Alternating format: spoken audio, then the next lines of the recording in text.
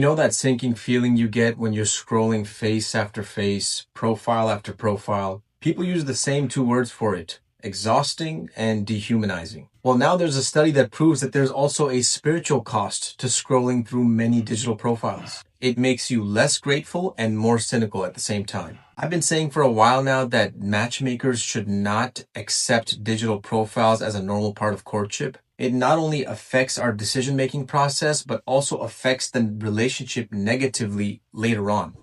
But I haven't spoken a whole lot about how these digital profiles don't align with our Islamic values. Just think about the sheer amount of images that we are exposed to when we're looking through these profiles. Most of us are very familiar with all those narrations that talk about how we shouldn't be keeping a lot of images of living beings. But I rarely hear people talk about a subtle point that's repeated in the Quran about how images affect the qalb. The qalb is a spiritual organ that exists within the physical heart, and it is the seat of our faith. Just like the physical heart fluctuates from expansion to contraction, the qalb fluctuates from doubt to faith. And in the Quran, the qalb is constantly linked to our eyesight, what we see. Meaning what you expose your eyes to filters through and goes into your qalb, and it affects you spiritually.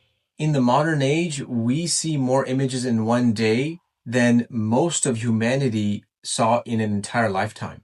And science is only now catching up to the psychological and spiritual costs of this. So the study I was talking about earlier was an experiment in which people who chose from 24 potential partners through profiles were less satisfied, less grateful, and more cynical about their choice a week later than those who chose from 6 profiles. And get this, they were also more likely to want to switch the person that they selected for somebody else. Now, I want you guys to pause for a second and just think about how this reveals that the way you search for a partner really affects everything that's going to happen from that point on. The adjustment these matchmakers need to make is have a form that catches more deal breakers and then spend more time by coordinating meetings per match. The combination of these two things will put Muslims through a much less spiritually and psychologically damaging experience.